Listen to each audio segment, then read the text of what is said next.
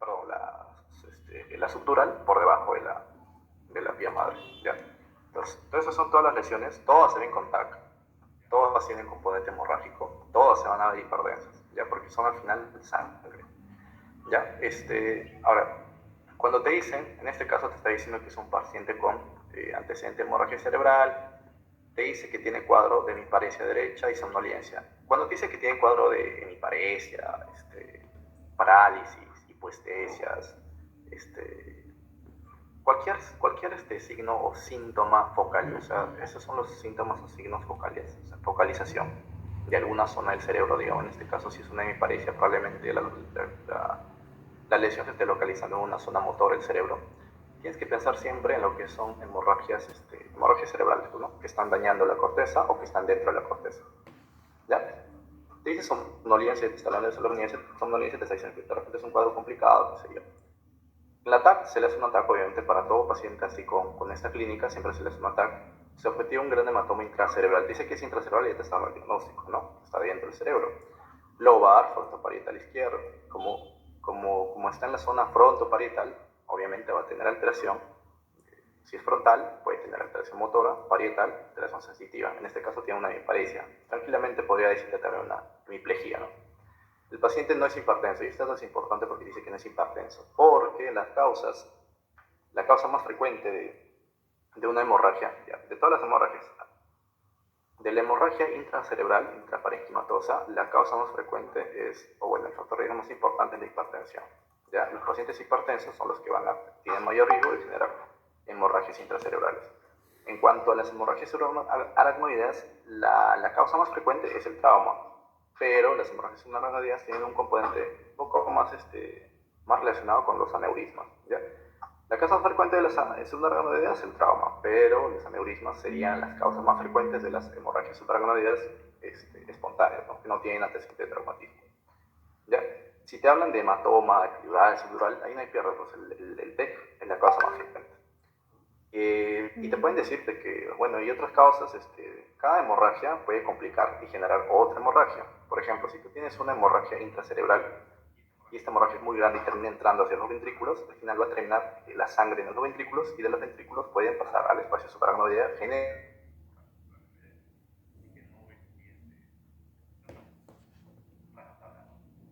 que tienes un paciente con TEC, lo más probable o gran porcentaje de los pacientes no solamente viene con una lesión, porque al final todos comparten el mismo mecanismo, pues, ¿no? O sea, para que tú generes un hematoma epidural y subdural tiene que haber un traumatismo, para que tú generes una hemorragia intracerebral, traumatismo, subaracnoidea, traumatismo. Entonces, lo más probable, o gran porcentaje te pueden venir con lesiones asociadas entre sí, ¿no? Ya varias lesiones dentro del cráneo.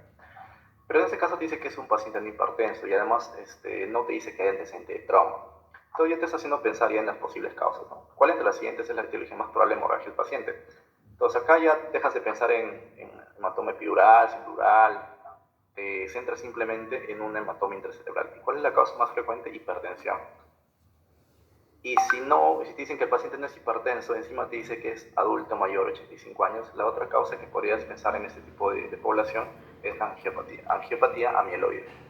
¿Qué es la angiopatía amieloide? El amieloide es una sustancia de degradación que se va a estar depositando en los pacientes mayores, sobre todo a medida que pasa el tiempo por degeneración de productos celulares en el cerebro. Y terminan debilitando, bueno, esos productos de degradación que es el amieloide, termina depositándose en los vasos sanguíneos, en las arterias, debilita esas arterias y es por eso que se generan las hemorragias dentro del cerebro. ¿Ya? Lo más frecuente es que tengan que ser un paciente mayor, ¿ya? Y que tengan angiopatía amieloide, y así te lo van a decir en pacientes no hipertensos. La primera causa de hemorragia o el primer factor de riesgo causa de hemorragia intraparenquimal, hipertensión arterial. Y dice que el paciente no es hipertenso y es adulto, la causa más frecuente vendría a ser lo que es la angiopatía amieloide, y así como lo estamos viendo. Ahora, si es que te dice que de repente es un poco más joven, adulto, no tan mayor, podrías pensar, por ejemplo, sobre todo en jóvenes en malformaciones arteriovenosas que también puede dar este tipo de, pues, ¿no? de hemorragia. O otras causas, por ejemplo, las neoplasias que pueden tener neovascularización y al final pueden sangrar, te pueden generar hemorragia intraparenquimatosa. Las drogas comparten factor riesgo para todo en cuanto a hemorragias. Las drogas Por ejemplo, cocaína, anfetaminas, son factores de riesgo que se comparten para hemorragia intraparenquimal, para hemorragia subaracnoidea. Pero siempre, ¿no? Hipertensión es la causa más frecuente. Obviamente espontáneo. Si es espontáneo, no hay antecedente de trauma, lo más frecuente es que sea por hemorragia y hipertensión arterial. En quienes piensas angiopatía amiloide, en pacientes mayores. ¿Ya? Entonces, en el caso sería angiopatía amiloide la alternativa. ¿Por qué te dice metástasis? Porque los tumores pueden sangrar, por los neovasos pueden sangrar. Pero no te está diciendo que el paciente tenga un tumor primario, el cual el caso clínico te diría, pues no te haría pensar en eso. Sabes que es un paciente fumador, que ya le han diagnosticado cáncer de pulmón y ahora viene así. Quizás, ¿no? Pero los tumores generalmente te dan clínica un poco más subaguda, no es tan agudo ya, porque son de crecimiento lento en la mayoría de los casos. Va a depender del tipo de tumor también. Aneurisma, ya, el aneurisma, como les había dicho, es la segunda causa más frecuente de las hemorragias subaracnoideas y es la primera causa, o es la causa más frecuente de hemorragia subaracnoidea espontánea. Ya, el aneurisma, pero en este caso no te está diciendo eso. Además de que es un paciente mayor, generalmente los aneurismas se dan en pacientes un poco adultos jóvenes, entre 40, dicen 30, 50 años. El aneurisma generalmente te da una clínica bien particular y ustedes lo van a ver que es la cefalea en radio, ¿no? Cuando ya genera la hemorragia. Acá no te está diciendo eso, solamente te dice que hay clínica de focalización. Traumatismo, no te manda el antecedente de trauma, así que no. En este caso, si te diría que el paciente ha tenido trauma, lo más probable es que haya sido por trauma. ¿Ya? Dice, mujer de 49 años, fumadora, fue traída por su marido porque hace 3 horas se ha quejado de un intenso dolor de cabeza, aparición brusca y sensación de náuseas. No ha mejorado tras toma de ibuprofeno, no presenta focalidad neurológica. En el proceso diagnóstico de esta paciente, ¿cuál de las siguientes opciones le parece menos indicada? Entonces, lo primero que tienes en este caso es diagnosticar qué es. Pero si no sabes cuál es el diagnóstico, siempre lo primero que se hace a los pacientes que vienen con sintomatología aguda neurológica es la TAC, pues, ¿no? TAC sin contraste primero. ¿Ya? No hay pierde en eso. Pero de todos modos aquí en orden, pues, te dice, primero que es una adulta joven, relativamente joven, ¿no? 50 años, 49 años. Dice que se ha quejado de un intenso dolor de cabeza de aparición brusca y sensación de náuseas. Esto del dolor de cabeza de aparición brusca ya es bien característico de un tipo de hemorragia, que es la hemorragia subaracnoidea. ¿Ya? La hemorragia subaracnoidea te describe una cefalea bien característica, que es la cefalea en trueno, que es una cefalea que se instaura de manera muy brusca y que evoluciona rápidamente. O sea, desde el inicio ya es muy intensa, desde el inicio ya es muy sintomática, ¿no? No es que va progresando como otros tipos de hemorragia, por ejemplo la subdural, la epidural. ¿Ya? Este tipo de cefalea ya desde el inicio ya te está dando la intensidad máxima. Y puede incluso decir, el peor dolor de cabeza que he sentido en toda mi vida, ¿no? Este tipo de hemorragia subaracnoidea puede generarse pues, de manera espontánea, o sea, no estás haciendo nada, o puede también generarse por esfuerzos, ¿ya? Por ejemplo, maniobras de valsalva, etc. Pero normalmente se da de manera espontánea, ¿ya? Te dice que tiene sensación de náuseas. Te podría estar pensando la sensación de náuseas en dos cosas. Primero, cuando hay este aumento de la presión intracraneal, se generan síntomas de hipertensión endocraniana, ¿no? Entre ellos está, por ejemplo, las náuseas y los vómitos en escopetazo. Y otro también, la sensación de náuseas, de vómitos, también se puede dar por la irritación de las meninges, que también pueden generar un síndrome meningio y se puede generar las náuseas y los vómitos, ¿no? Pero es más por eso. Y además el propio dolor, el cortejo vegetativo te puede dar náuseas. Si te dijera vómitos en escopetazo, eso sí es más específico de hipertensión endocraniana, ¿ya? No ha mejorado tras toma de ibuprofeno, es refractario este dolor, no presenta focalidad neurológica. Eso también es un dato importante. La hemorragia subaracnoidea no debuta como la intraparenquimatosa con focalidad. ¿Ya? Puede hacerlo, pero no es característico que debute con focalidad neurológica. Lo que sí, por ejemplo, se ha escrito que pueden, algunos pacientes, el 30% de pacientes puede llegar en coma, ¿no? Pero tampoco es tan característico. ¿Ya? En el proceso diagnóstico de esta paciente, ¿cuáles de las siguientes opciones le merecen menos indicada? Realizaría una TAC craneal urgente por ser una cefalea con signo de alarma, sí, porque cualquier cefalea con estas características, lo primero a priori se le tiene que hacer un TAC, sin contraste, ¿ya? Sin contraste. Tras comprobar que la TAC craneal es normal, aplicaría tratamiento analgésico intravenoso y dejaría que la paciente en observación, valorando función lumbar para comprobar si existe o no. Ya, eso también está bien.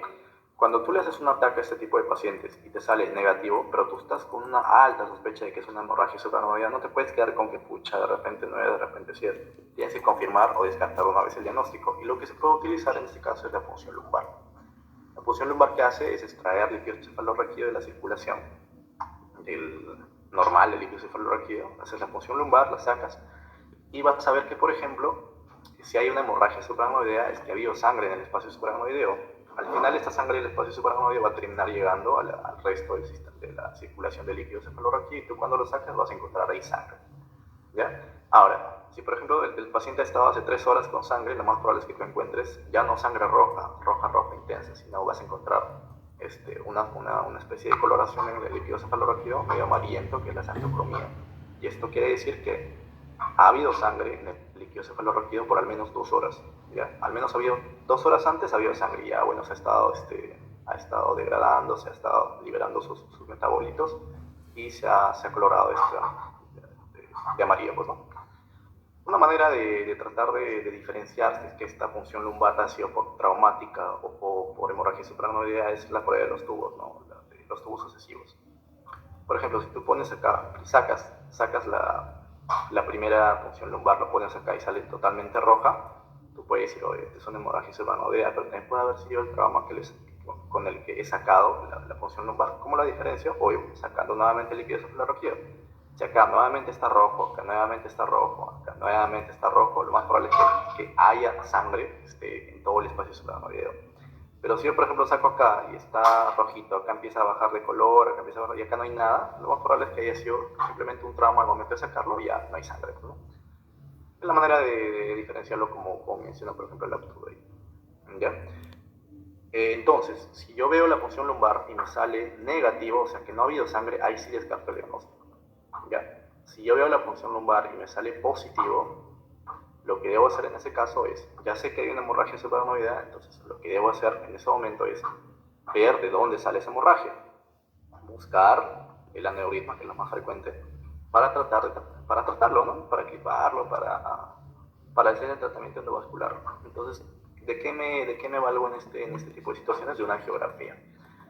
Lo que menciona el UpToDate y algunas las literaturas así más locadas, pues las de inglés y todos los que se supone que son de demás categoría, te dicen, hazle una angiografía con sustracción digital. Pero sí, la verdad no sé si es que la angiografía con sustracción digital está normalmente disponible en los centros, por ejemplo en el contexto peruano, pero te dicen que es el gold estándar.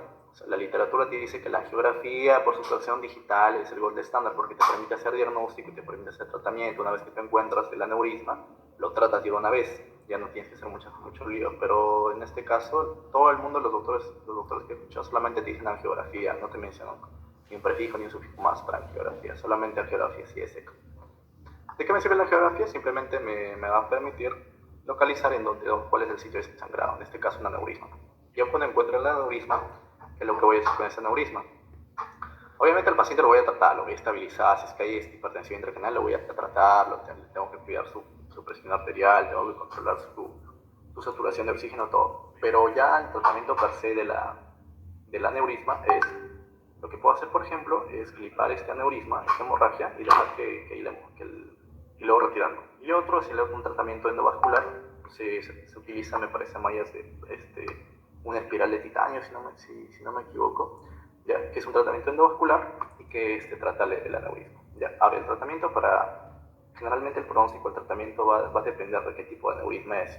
Y hay varios tipos de aneurisma, siendo el sacular el más frecuente. ¿Ya? El sacular es el más frecuente que viene así, ¿no?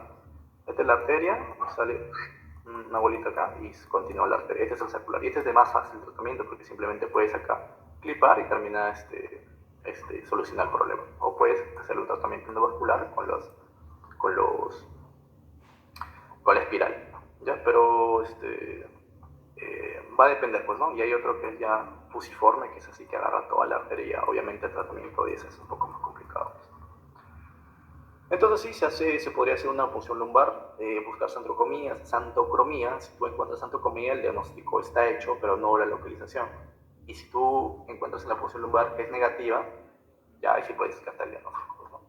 Si la punción lumbar es endocrónica, solicitaría la realización de una radiografía cerebral completa, claro. Como te he comentado, hay que ver con el lugar donde viene sangrando. No te puedes quedar porque simplemente el paciente tiene una hemorragia suprarrenal, porque si dejas evolucionar la hemorragia suprarrenal, la mortalidad puede ser alta.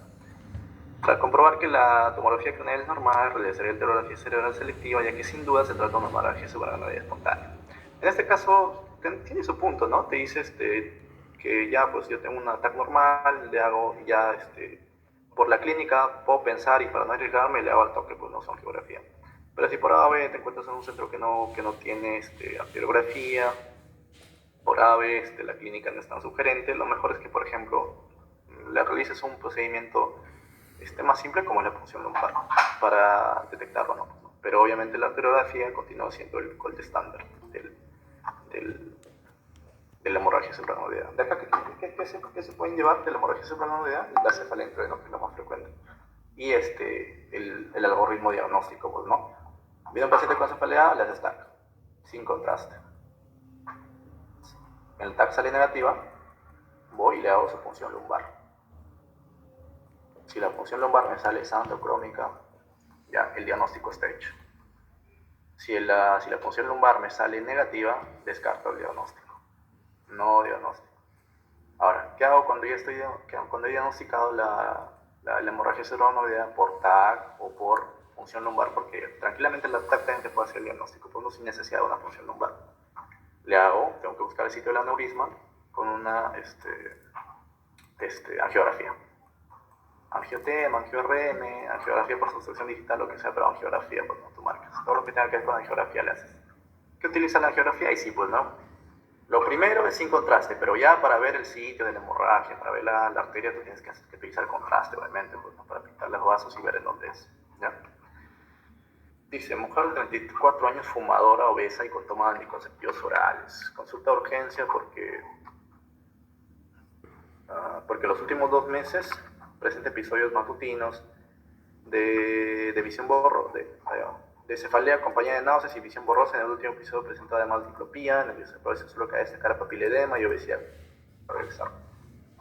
En este caso te está hablando de una paciente joven, te está dando factores de riesgo, fumador, obesa, toma anticonceptivos orales.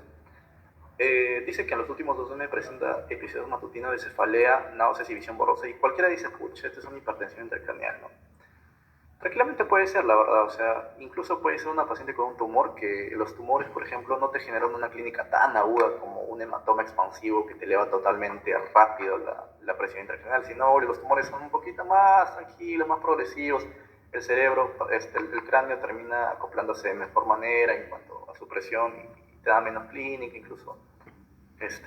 Lo mismo, ¿no? En este caso. Pero acá hay datos importantes, y esto tienen que tener en cuenta. Cuando te hablan de una mujer obesa, encima te dicen toma anticonceptivos orales y con hipertensión intracraneal, tienes que pensar, por ejemplo, obviamente, en tumores, si te dicen que así o te queda, en hematoma, claro, eso no hay pierde. Pero si no te dicen nada de eso, tienes que pensar en lo que es una patología, bueno, no sé si patología, que es el pseudotumor cerebri. ¿Qué es el pseudotumor cerebri? Es una especie de hipertensión intracraneal y hepática. ¿Ya? O sea que no hay tumor, no hay hematoma, no hay nada, simplemente hay una hipertensión que se está generando en ese momento. ¿Ya?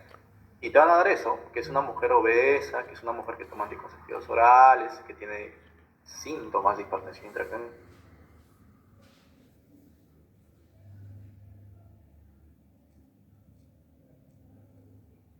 Mayor riesgo, nada más. Generalmente este tipo de situaciones son benignas, se tratan de manera sintomática en algunos casos, pero el riesgo está en que puede atrofiar el nervio óptico, porque sí hay papiledema del nervio óptico. ¿Ya? Eso es lo malo. Entonces, el tratamiento,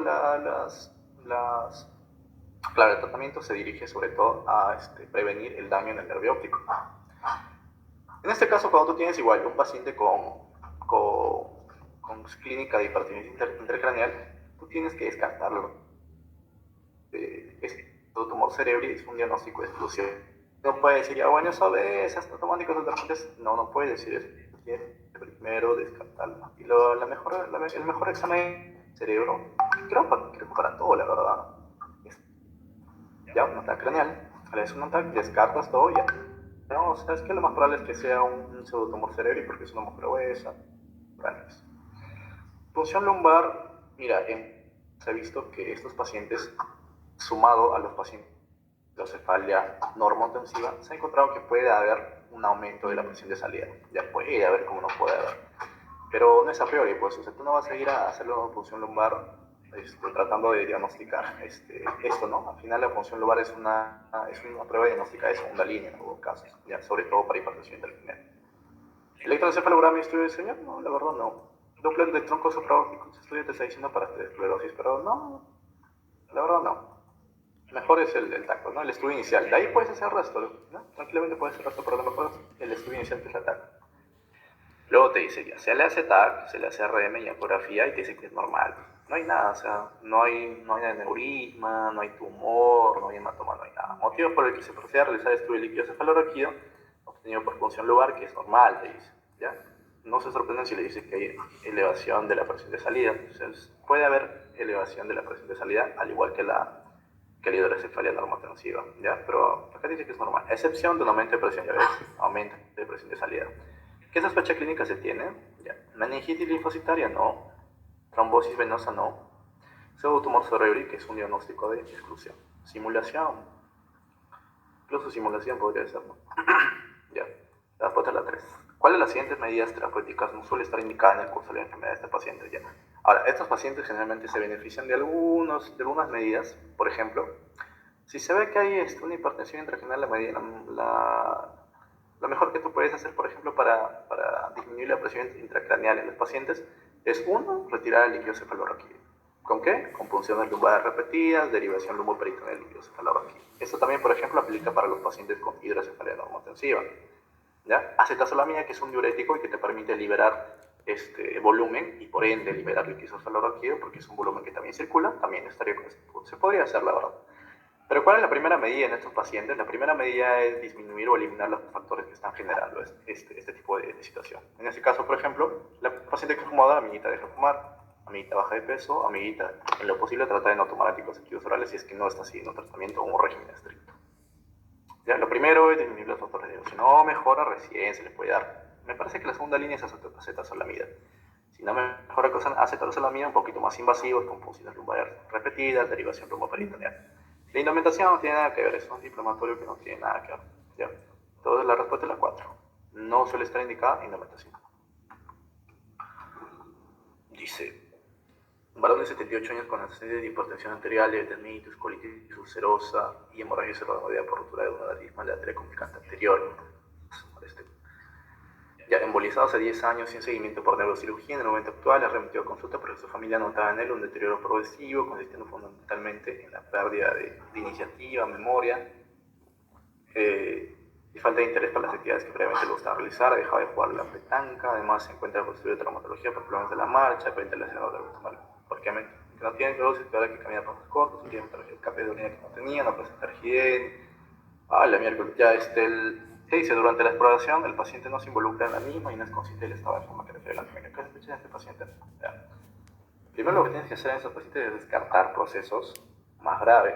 Cuando tú tienes un paciente mayor con clínica neurológica, lo que tienes que descartar primero son tumores, ¿ya? Pacientes mayores y obviamente sin antecedente de trauma. Los tumores se descartan primero con TAC, se puede descartar con TAC al inicio, resonancia, etc. Pero tienes que descartar primero tumores en pacientes mayores. Ya de pasito, ¿ya? ¿Cuál es el tumor más frecuente en los pacientes mayores de 60 años sobre todo? El glioblastoma. ¿Ya? El glioblastoma es el tumor más frecuente en los pacientes mayores. Y el glioblastoma lamentablemente es un tumor de mal pronóstico. Ojo, es un tumor primario. El tumor primario más frecuente en los adultos mayores es glioblastoma. ¿Cuál es el tumor más frecuente en general en los pacientes mayores? O sea, el secundario, la metástasis. ¿Ya? Generalmente el 70% de los pacientes con tumor cerebral se debe a metástasis. ¿Cuáles son los sitios más frecuentes que hacen metástasis cerebral? Varón, pulmón, incluso mujer también. Mujer, mama y melanoma. ¿Ya? Estos tres son los que mayor riesgo tienen. Pulmón, mama y melanoma.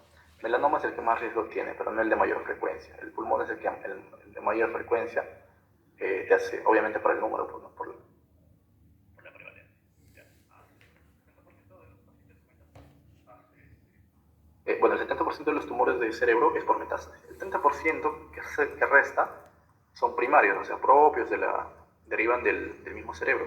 Y en este caso, si es un niño, lo más frecuente es que sea un astrocitoma, grado 1, que es un tumor benigno, y en los varones, en los adultos mayores, el glioblastoma, que es un tumor maligno de alto grado, generalmente la esperanza de vida no pasa del año, ¿ya?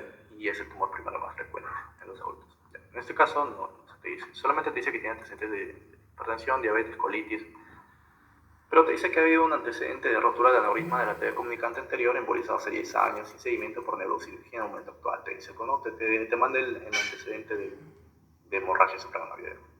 Perdón, claro, hemorragia suprarrenal. No, rotura de aneurisma de arteria comunicante anterior. ¿Ya? Es remitido a una consulta porque su familia notaba en él un deterioro progresivo, consistió con una pérdida de iniciativa, memoria y falta de interés por las actividades. Además, se encuentra con estudio por tomatología, problemas de la marcha, últimamente las escapes de orina, ya que te está configurando una triada que me parece que es la triada de Evans, que es una triada de demencia, incontinencia y alteraciones de la marcha.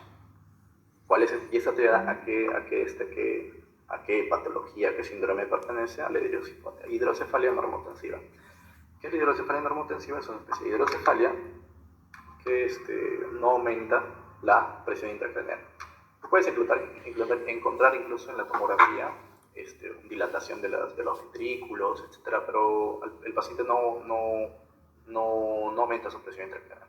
Por algo se llama normotensiva. Incluso puede dar síntomas de hipertensión endocrinal, pero no lo aumenta.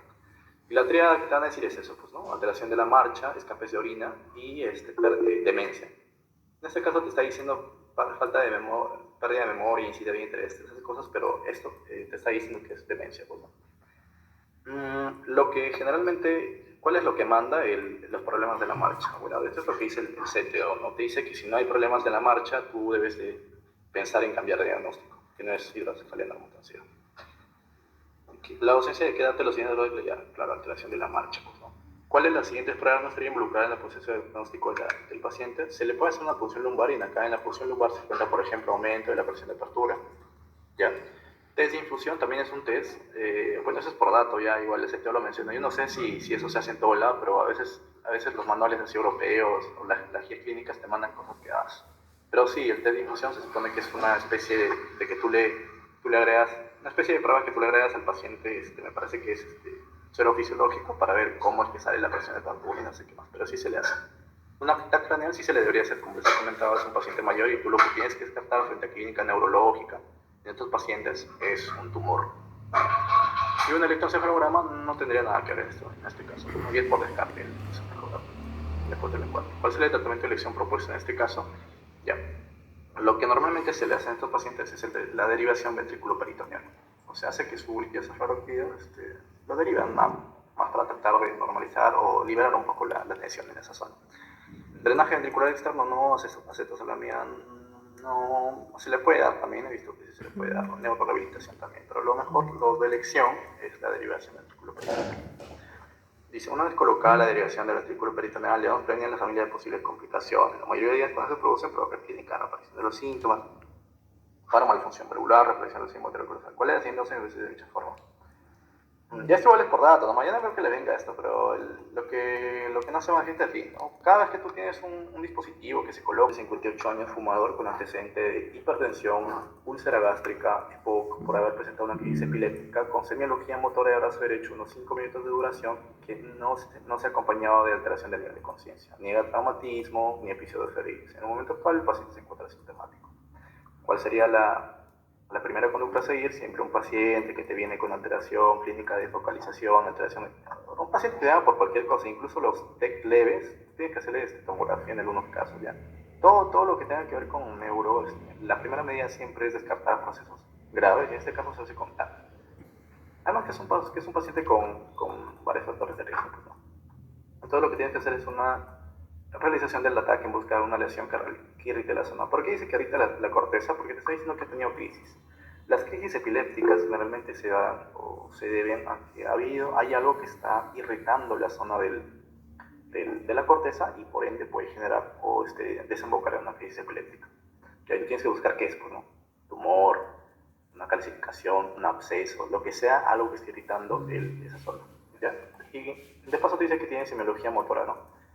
Y no es acompañable del nivel de conciencia. Ya no hay trauma de ya. En el momento remitir a domicilio, si va a estar acompañado y visitar en consulta de neurología para continuar el estudio, tú lo que tienes que hacer es, en ese paciente que tiene factores de riesgo, lo primero que tienes que descartar es procesos agudos. Imagínate que este paciente tiene una hemorragia intracerebral, no lo puedes mandar a su casa.